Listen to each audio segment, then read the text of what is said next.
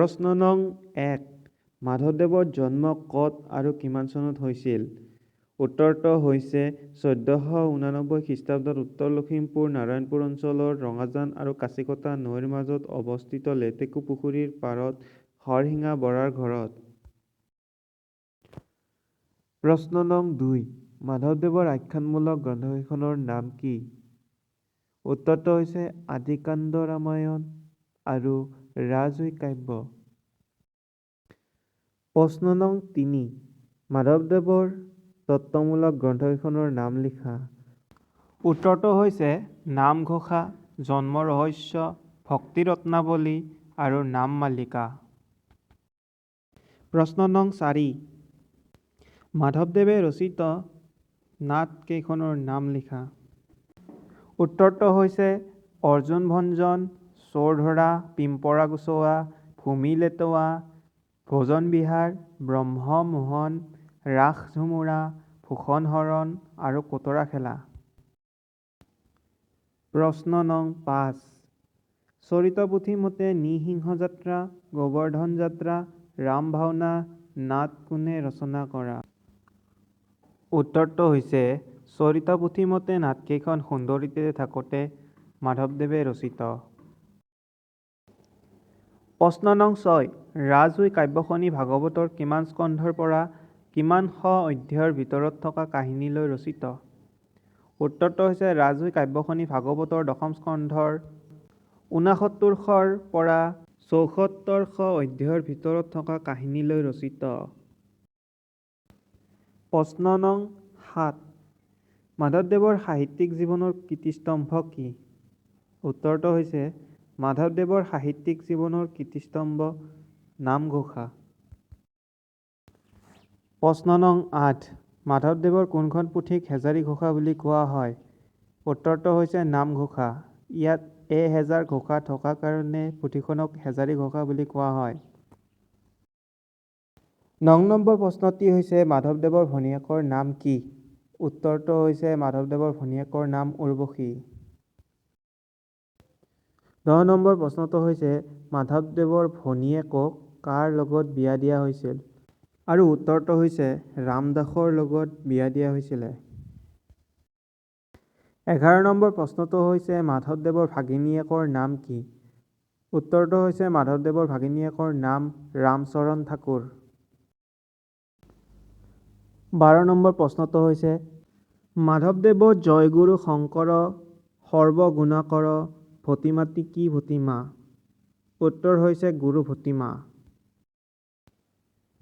13 number প্ৰশ্নটো হৈছে মাধৱদেৱৰ দধিমথন অৰ্জুন ভঞ্জন নাটৰ ভাওনাত মাধৱদেৱে কাৰ ভাও দিছিল? উত্তৰটো হৈছে মাধৱদেৱে উপানন্দৰ ভাও দিছিল। 14 নম্বৰ প্ৰশ্নটো হৈছে মূল ৰাখিব পাৰিলে সজ কোনে কাক এইদৰে কৈছিল? উত্তৰটো হৈছে শংকৰদেৱে মাধৱদেৱক এইদৰে কৈছিল। 15 নম্বৰ প্ৰশ্নটো হৈছে নামঘোষাৰ পৰা সংস্কৃত অনুবাদ কৰি কোনখন পুথিত সন্নিৱেশ কৰা হৈছে? উত্তৰটো হৈছে আচাৰ্য সংহতি পুথিত সন্নিৱেশ কৰা হৈছে। 16 নম্বৰ প্ৰশ্নটো হৈছে আহোম বুৰঞ্জীসমূহত পোৱা মতে ৰণলৈ যাবৰ সময়ত বীৰসকলে জন্মভূমিৰ প্ৰতি একানুগত্যৰ শপত কোনখন পুথিত আগতকৈ গ্ৰহণ কৰে? উত্তৰ হৈছে ভক্তি ৰত্নাৱলী পুথিখন। 17 নম্বৰ প্ৰশ্নটো হৈছে মাধৱদেৱে ৰচিত নাটকেইখন পূৰ্ণাংগ নাট নে ঝুমুৰা? উত্তৰটো হ'ল অৰ্জুন ভঞ্জন খনিহে পূৰ্ণাংগ নাট এক প্ৰকাৰে বুলিব পাৰি। এইখনৰ বাহিৰে বাকীকেইখন ঝুমুৰাহে বোলা হয়।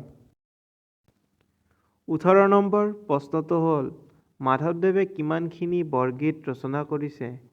উত্তৰ মাধৱদেৱে 157টি বৰগীত ৰচনা কৰিছে। 19 নম্বৰ প্ৰশ্নটো হৈছে মাধৱদেৱৰ নামত কিমানটি ভতিমা পোৱা যায়? উত্তৰ হ'ল মাধৱদেৱৰ নামত 9টা ভতিমা পোৱা যায়। ইয়াৰে এটা গুৰু ভতিমা আৰু বাকীকেইটা দেৱ ভতিমা। 20 নম্বৰ প্ৰশ্নটো হৈছে মাধৱদেৱে কোনটো ভতিমাত শংকৰদেৱক সৰ্বগুণাকৰ বুলি ভগৱানৰ অংশ হিচাপে কল্পনা কৰিছে? উত্তৰটো হ'ল গুৰু ভতিমাত। 21 নম্বৰ প্ৰশ্নটো হৈছে জন্ম ৰহস্য পুথিখনৰ মূল কি? আৰু ইয়াৰ উত্তৰ হ'ল এই পুথিখনৰ মূল হ'ল জন্মপুৰাণ নামৰ এখনি সংস্কৃত গ্ৰন্থ। ২২ নম্বৰ প্ৰশ্নটো হৈছে সাহিত্যৰ ৰূপ অনুসৰি মাধৱদেৱৰ ৰচনাৰাজি কেইটা শ্ৰেণীত ভগাব পাৰি? উত্তৰটো হ'ল ৪টা ভাগত: আখ্যানমূলক গ্ৰন্থ, তত্ত্বমূলক গ্ৰন্থ, নাট আৰু গীত। ২৩ নম্বৰ প্ৰশ্নটো হৈছে তোমাথেৰ সংগ আমি যি কালে লভিলো, সেই কালে জোৰোণৰ কন্যা এৰি আহিলো। কোনে এইদৰে কাক কৈছিলে? উত্তৰটো হ'ল মহাপুৰুষ মাধৱদেৱে শংকৰদেৱক এইদৰে কৈছিলে। ২৪ নম্বৰ প্ৰশ্নটো হৈছে মহাপুৰুষ মাধৱদেৱে তেওঁৰ প্ৰাথমিক শিক্ষা কাৰ পৰা গ্ৰহণ কৰিছিলে? উত্তৰটো হ'ল মহাপুৰুষ মাধৱদেৱে তেওঁৰ প্ৰাথমিক শিক্ষা ৰাজেন্দ্ৰ অধ্যাপকৰ পৰা গ্ৰহণ কৰিছিলে। তেওঁ ব্যাকৰণ, ন্যায়, তৰ্ককাব্য আদি বিষয়ৰ শিক্ষা লৈছিল। ২৫ নম্বৰ প্ৰশ্নটো হৈছে শ্ৰীমন্ত শংকৰদেৱ আৰু মাধৱদেৱৰ মিলন বা সংযোগক কি বুলি কোৱা হয়? উত্তৰ হ'ল মণিকাঞ্চন সংযোগ বুলি কোৱা হয়। ২৬ নম্বৰ প্ৰশ্নটো হৈছে মহাপুৰুষ মাধৱদেৱে কি ধৰ্ম প্ৰৱৰ্তন কৰিছিল? উত্তৰ হ'ল মহাপুৰুষীয়া ধৰ্ম বা এক শৰণ নাম ধৰ্ম প্ৰৱৰ্তন কৰিছিল। ২৭ নম্বৰ প্ৰশ্নটো হৈছে শ্ৰীমন্ত শংকৰদেৱ আৰু মাধৱদেৱৰ সংযোগ ক'ত আৰু কিমান চনত হৈছিল? উত্তৰটো হ'ল ১৫২২ খ্ৰীষ্টাব্দত বেলগুৰি সত্ৰত। ২৮ নম্বৰ প্ৰশ্নটো হৈছে মহাপুৰুষ মাধৱদেৱৰ তিৰোধান ক'ত আৰু কিমান চনত হৈছিল? উত্তৰ হ'ল ১৫৯৬ খ্ৰীষ্টাব্দত কোচবেহাৰত।